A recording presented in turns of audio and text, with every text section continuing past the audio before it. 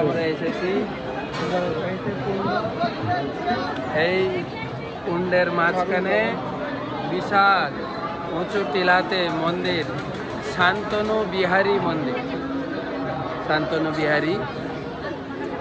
আর এখানে শান্তনু মহারাজ পুত্র প্রাপ্তি কামনায় এখানে তপস্যা করেছিলেন, ভগবানের আরাধনা করেছিলেন। এই জায়গায় বলা হয়ে থাকে যাদের পুত্র কন্যা প্রাপ্তির আকাঙ্ক্ষা আছে এখানে আসতে পারে, এখানে এলেই পুত্র পাবেন। এই শান্তনু কুণ্ড। আমাদের কমলাবতী বাবু কিছু বলুক। কমলাবতী বাবু, এই জায়গায় আমরা কেন এসছি, কি লাভ করব, সবাই একটু শোনাই তো। আমাদের রসিক বক্তা কমলাবতী প্রভু।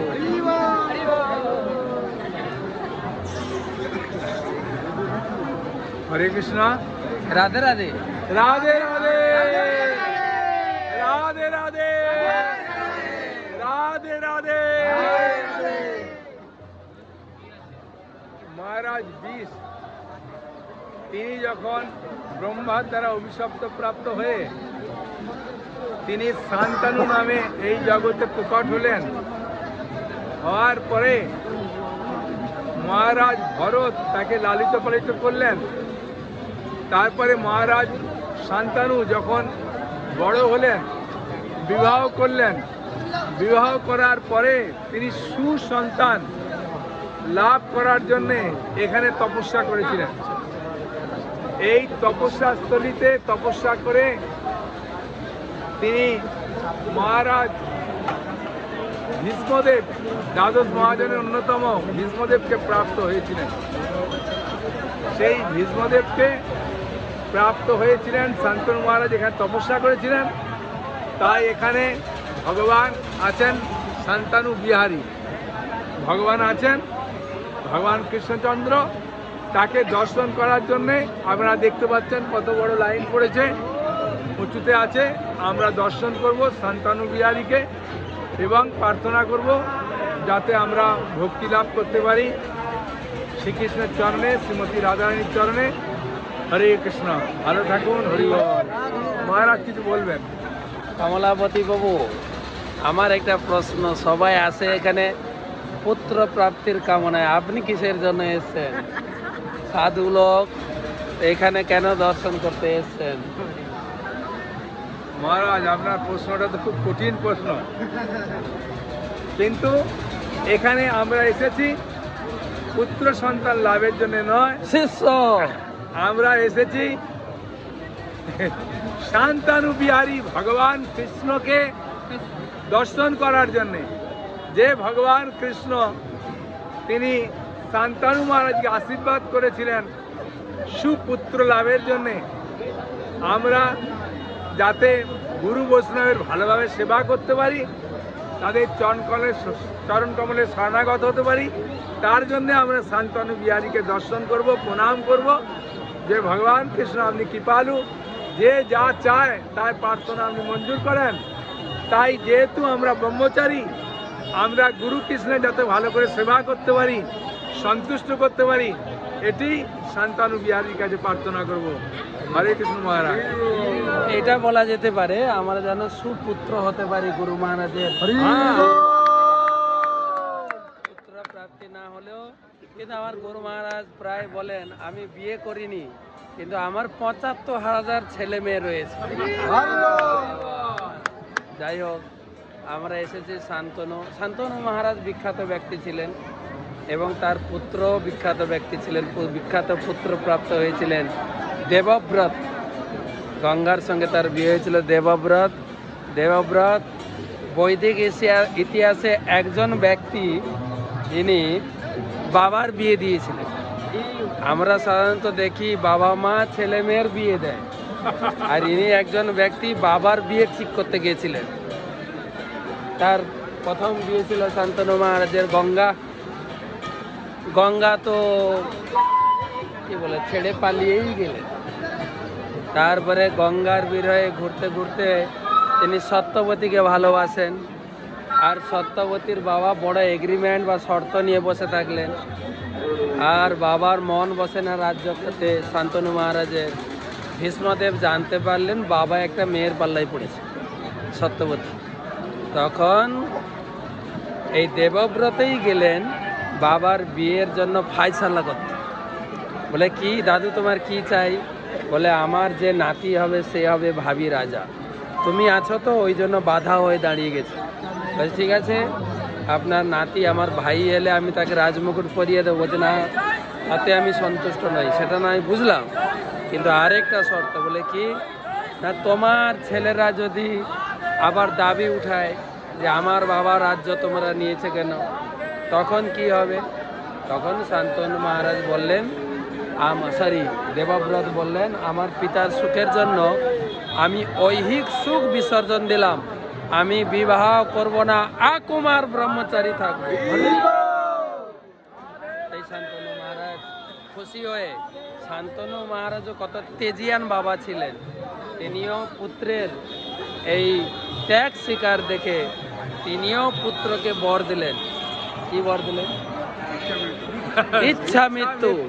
এই জগতের কোনো পশু পাখি, অস্ত্র শস্ত্র, এমনকি ইন্দ্রের বর্জ্য দেবতারাও কেউ তাকে মারতে পারবে না যদি নিজে ইচ্ছা না করে।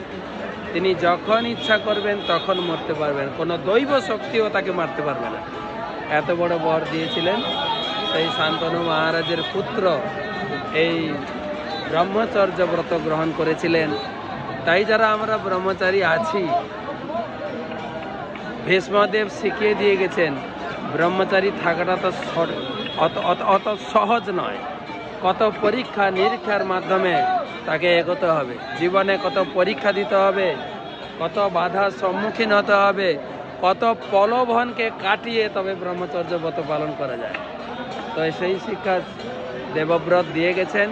দেবব্রতের এই কঠিন ব্রতকে স্বাগত জানিয়ে দেবতারা নাম রাখলেন ভীষণ ব্রত। ভীষণ থেকে ভীষ্মদেব। সেই ভীষ্মদেব তার ব্রহ্মচর্য ব্রত রক্ষাতে বহু বহু কঠিন সংগ্রামের মধ্য দিয়ে গিয়েছে। যারা আমরা ব্রহ্মচর্য ব্রত ধারণ করে ব্রহ্মচর্য রূপে থাকতে ইচ্ছা পোষণ করছি, শান্তনু মহারাজের পদাঙ্ক অনুসরণ করতে হবে, ভীষ্মদেবের পদাঙ্ক অনুসরণ করতে হবে। ভীষ্মদেব যে শিক্ষা দিয়ে গেছেন, যে ব্রত ধারণ করেছেন, যেভাবে তিনি মায়ের প্রলোভনকে কাটিয়েছেন, তার অনুসরণ করলে অবশ্যই ভীষ্মদেবের কৃপায় ব্রহ্মচর্য ব্রত সফল হবে। তাই যারা ব্রহ্মচারী আছেন তারাও যাবেন ব্রহ্মচর্য ব্রতের জন্য। শান্তনু বিহারীর কাছে প্রার্থনা করবেন আমাদের ব্রহ্মচর্য ব্রত অকুণ্ঠ থাকে, নির্বিঘ্নে থাকে। এই ব্রহ্মচর্য ব্রততে গুরু কৃষ্ণের সেবায় পূর্ণ আত্মনিয়োগ করতে পারি। আর যারা গৃহস্থ আছেন ভালো পুত্র কামনা করবেন, বা আর যদি পুত্র না পান, যে পুত্রটা পেয়েছেন সেটা যেন ভালো হয়ে যায়। প্রত্যেকের নিজে নিজের কামনা বাসনা পূরণ করার জন্য এখানে এসছেন শান্তনু বিহারী। সবাই কামনা বাসনা প্রার্থনা করে ফিরে আসছেন। কত আনন্দ দেখেন, মুখটা কত হাসি দেখেন। সবাই যে যা বর প্রার্থনা করছেন সেই বর নিয়ে ফিরছেন সবাই। তো সবাইকে তো আর জিজ্ঞাসা করা যায় না কে কি প্রার্থনা করছে, মনের ব্যাপার ভগবানই জানে আর উনিই জানে। তবে শুদ্ধ প্রার্থনা করা উচিত, শুদ্ধ কৃষ্ণ ভক্তি প্রার্থনা করা উচিত। শান্তনু বিহারী মন্দির, এই শান্তনু কুণ্ড এবং এতে ভীষ্মদেবের স্থান। সবাই এই কুণ্ডতে অনেকে স্নান করছেন এবং আচমন করছেন। আমাদের গুরুদেবের নির্দেশ রয়েছেন সব জায়গায় স্নান করো না, জল স্পর্শ করো, আচমন করো। তো আমরা সবাই আনন্দ দেখে আমরাও আনন্দ পাচ্ছি। সবাই আনন্দে একবার বলেন রাধে রাধে রাধে রাধে, জয় জয় শ্রী রাধে।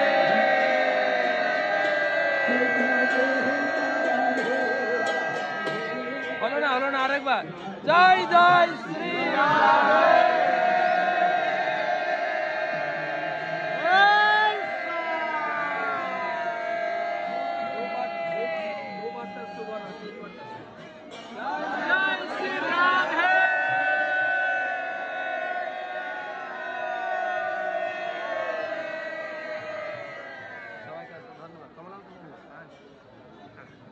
হরে কৃষ্ণ। এই যে সান্তনা নামের অর্থ হচ্ছে যে শান্তানু কুণ্ড, মহারাজ শান্তানু তার মনকে তিনি শান্ত করেছিলেন। এখানে আমরা মনকে সান্ত্বনা করার জন্য প্রার্থনা করতে পারি। আর দেবব্রত তার নামের অর্থ হচ্ছে ব্রত। আমরা যখন কোনো কিছু ব্রত করি, দেবব্রত মানে দেবতাদের তিনি ব্রত গ্রহণ করেছিলেন। দেবতাদের ব্রত কি? দেবতাদের ব্রত হচ্ছে সবসময় সত্য কথা বলা, সত্য প্রতিজ্ঞ। তাই ভীষ্মদেব সবসময় সত্য প্রতিজ্ঞ ছিলেন। সেই জন্য তার নাম যে দেবব্রত, তিনি দেবতাদের ব্রত গ্রহণ করেছিলেন। আর শান্তানু মহারাজ তিনি তার ইন্দ্রিয়গুলোকে শান্ত রাখতে পেরেছিলেন। তাই আমরা এখানে প্রার্থনা করতে পারি যাতে গুরু কৃষ্ণের সেবার জন্য আমাদের ইন্দ্রিয়গুলো শান্ত থাকে এবং আমরা যাতে মন প্রাণ দিয়ে গুরু বৈষ্ণবের সেবা করতে পারি। হরি বল। মহারাজ কি বলবেন? সেবা করে আমরা রাধারানীর চরণে পৌঁছাতে পারি, আমাদের জন্য এই জীবনের পরে ব্রজবাস হতে পারে। হরি বল।